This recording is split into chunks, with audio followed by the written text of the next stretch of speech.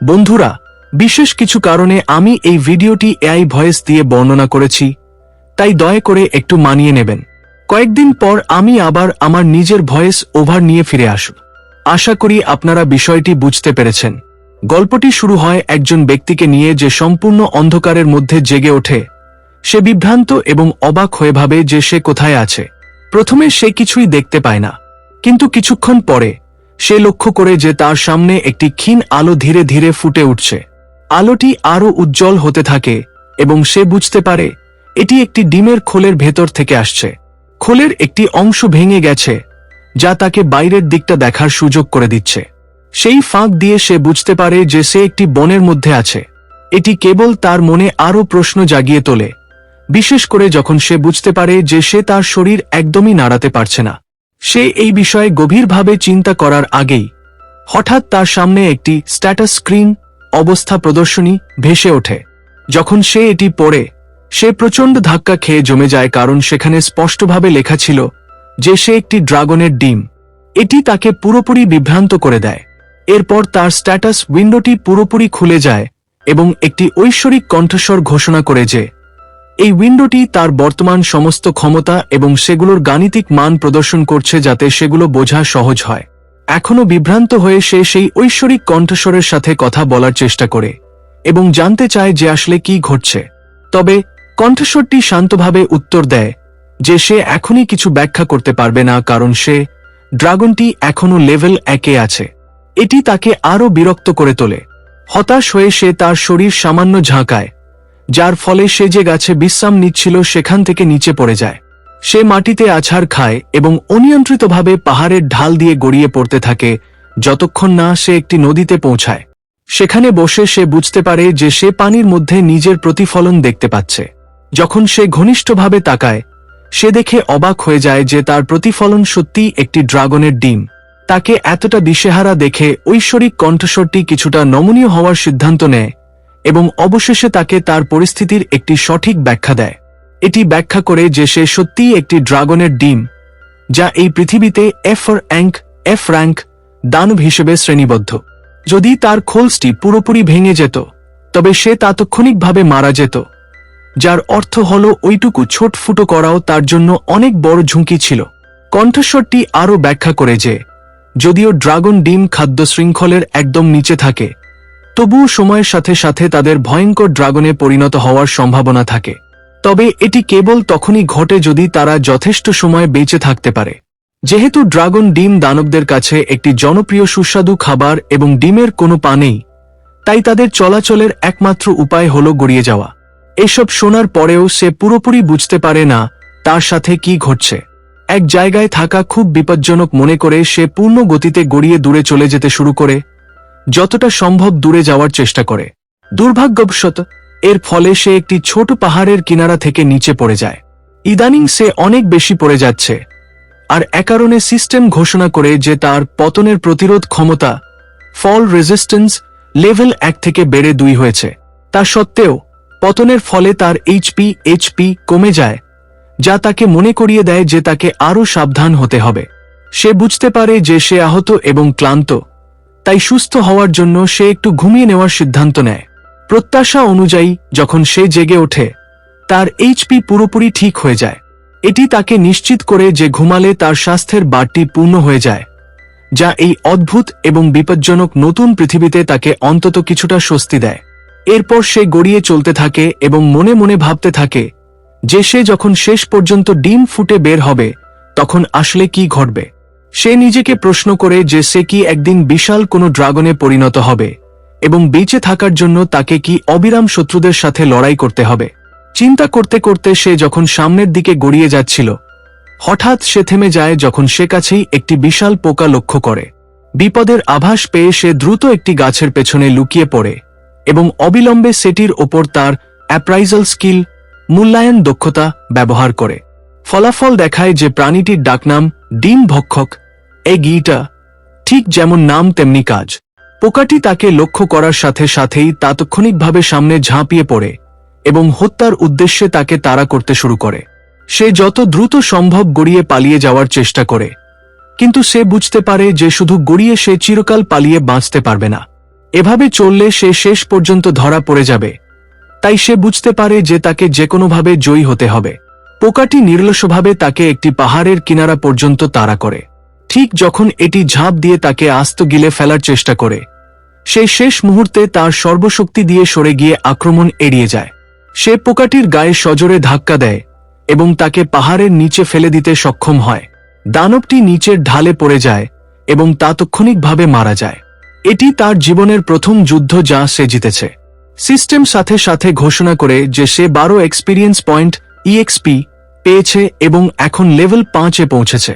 এ কারণে তার সমস্ত পরিসংখ্যান স্ট্যাটস সর্বোচ্চ পর্যায়ে পৌঁছে গেছে। এর পাশাপাশি সে বিবর্তনের এভলিউশন শর্ত পূরণ করেছে, যা তাকে একটি বেবি ড্রাগন অথবা একটি লিটল ড্রাগন হিসেবে বিবর্তিত হওয়ার বিকল্প দেয়। যেহেতু তার এই দুটির মধ্যে আসল পার্থক্য কি তা জানা নেই, সিস্টেম হস্তক্ষেপ করে এবং তাকে ব্যাখ্যা করে দেয়। লিটল ড্রাগন হল ড্রাগনের একটি বামন প্রজাতি।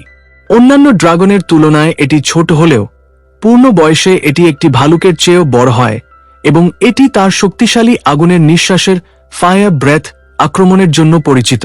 অন্যদিকে বেবি ড্রাগন সম্পর্কে সিস্টেম ব্যাখ্যা করে যে এর ছোট নখ এবং দাঁতের কারণে এটি যুদ্ধের জন্য খুব একটা উপযুক্ত নয়, তবে এর মধ্যে প্রচুর সম্ভাবনা রয়েছে এবং এটি ভবিষ্যতে অনেক বিভিন্ন প্রজাতির ড্রাগনে বিবর্তিত হতে পারে। স্বাভাবিকভাবেই বেবি ড্রাগন দানব এবং অভিযাত্রী উভয়ের কাছেই একটি মূল্যবান সুস্বাদু খাবার হিসেবে বিবেচিত, যার মানে হল যেখানেই তাদের দেখা যায় সেখানেই তাদের শিকার করা হয়। প্রত্যাশা অনুযায়ী সে লিটল ড্রাগন বেছে নেয় কারণ বেঁচে থাকার জন্য এটি স্পষ্টতই অনেক নিরাপদ বিকল্প। তবে তার পছন্দ করার পরপরই ঐশ্বরিক কণ্ঠস্বরটি তার চারপাশে তার হাত রাখে আলিঙ্গন করার মতো এবং তাকে বলে নিজেকে সীমাবদ্ধ না করতে। এটি ব্যাখ্যা করে যে তার প্রতি কণ্ঠস্বরটির অনেক উচ্চ প্রত্যাশা রয়েছে এবং তার লক্ষ্য সবসময় একদম শীর্ষে হওয়া উচিত। এটি শুনে সে বিভ্রান্ত হয়ে পড়ে। সে ভাবতে থাকে যে সে কেবল নিরাপত্তার খাতিরে ঝুঁকি না নিয়ে লিটল ড্রাগন বেছে নিয়েছে বলেই কি ঐশ্বরিক কণ্ঠস্বর এমনটা বলল। তার মনে পড়ে সিস্টেম বলেছিল বেবি ড্রাগনের বিশাল সম্ভাবনা আছে এবং তা অনেক রূপে বিবর্তিত হতে পারে। সেখান থেকে সে সন্দেহ করতে শুরু করে যে লিটল ড্রাগন হয়তো খুব বেশি বিবর্তিত হতে পারবে না অথবা একটি নির্দিষ্ট সময়ের পর আর বিবর্তন হবে না। এসব ভেবে সে শেষ পর্যন্ত বেবি ড্রাগন হওয়ার সিদ্ধান্ত নেয় কারণ সে ভবিষ্যতে কোনো অনুশোচনা করতে চায় না। যদিও এটি ঝুঁকিপূর্ণ হতে পারে, তবুও সে পরে ফিরে তাকিয়ে এটি ভাবতে চায় না যে সে ভুল সিদ্ধান্ত নিয়েছিল বা ভয়ে নিজেকে গুটিয়ে রেখেছিল। সিস্টেম তার সিদ্ধান্ত গ্রহণ করে এবং তার ইচ্ছা পূরণ করে। পরবর্তী মুহূর্তেই তার শরীর পরিবর্তন হতে শুরু করে এবং সে অনুরোধ অনুযায়ী একটি হলুদ রঙের বেবি ড্রাগনে রূপান্তরিত হয়। বিবর্তনের সাথে সাথে সে অনেক নতুন দক্ষতা স্কিলস অর্জন করে এবং তার আগের সমস্ত পরিসংখ্যান আগের তুলনায় অনেক বৃদ্ধি পায়।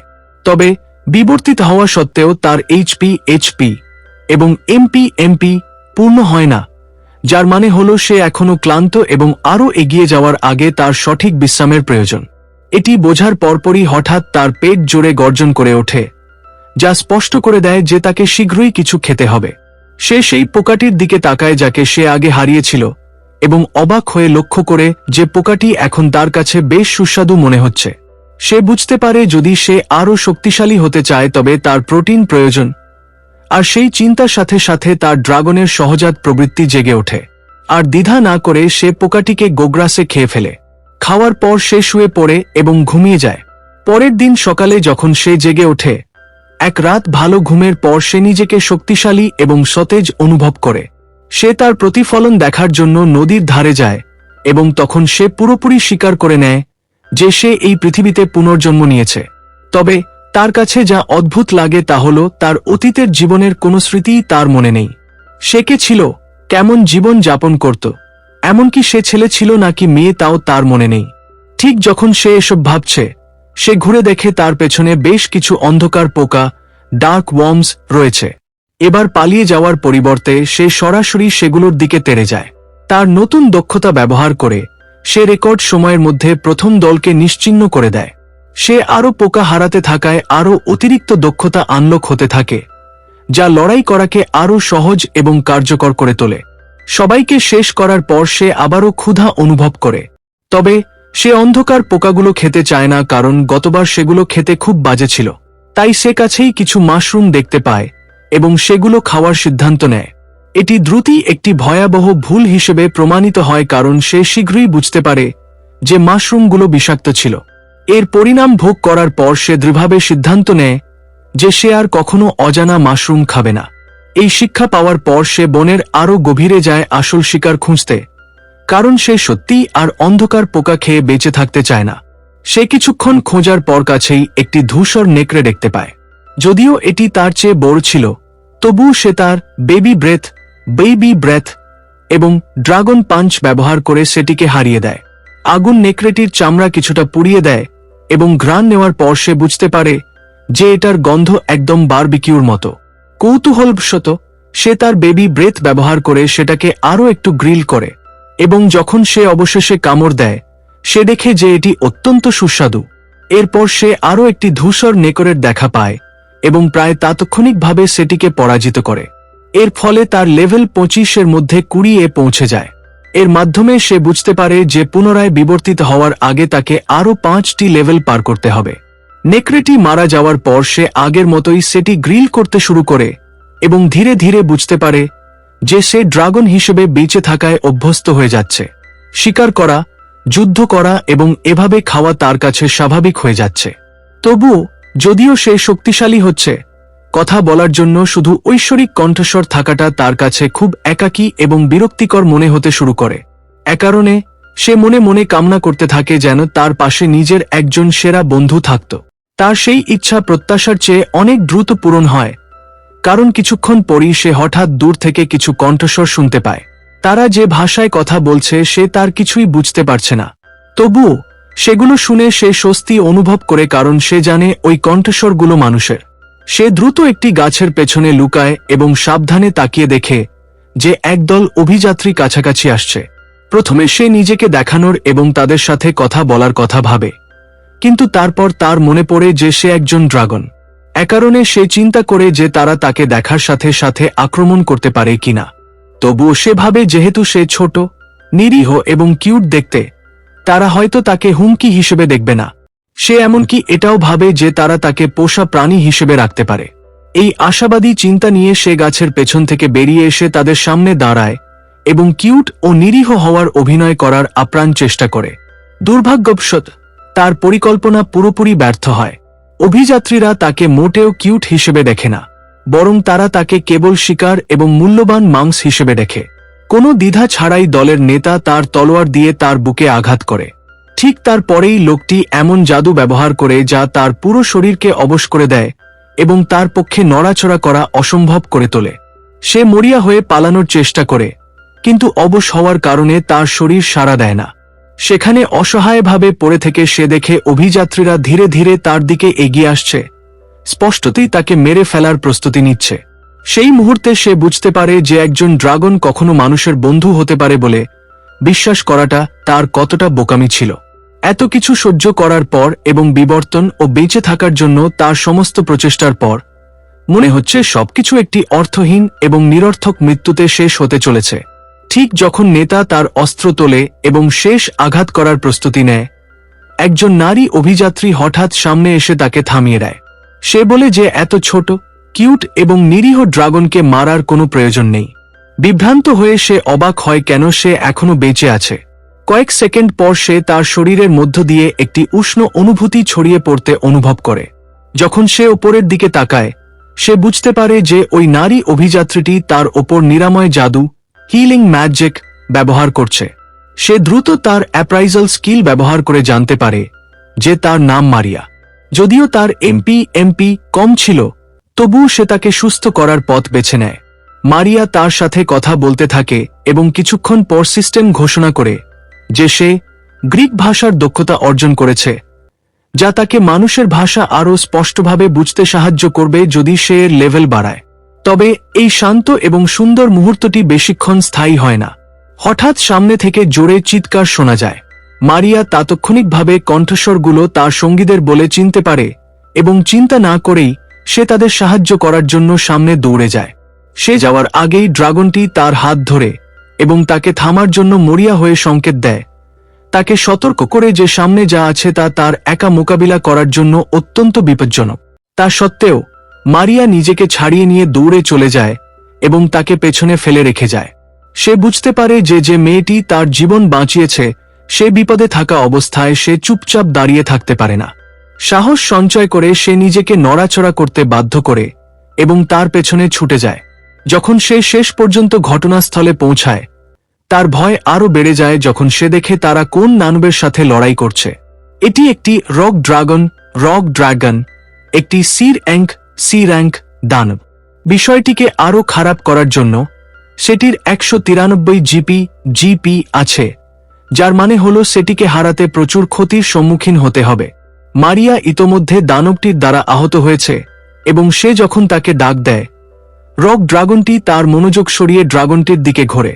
তার উপর দৃষ্টি নিবদ্ধ করা সেই বিশাল প্রাণীর দিকে তাকিয়ে সে ভয়ে জমে যায়, নড়াচড়া করতে অক্ষম হয়ে পড়ে এবং ভাবতে থাকে এভাবেই কি সব শেষ হয়ে যাবে।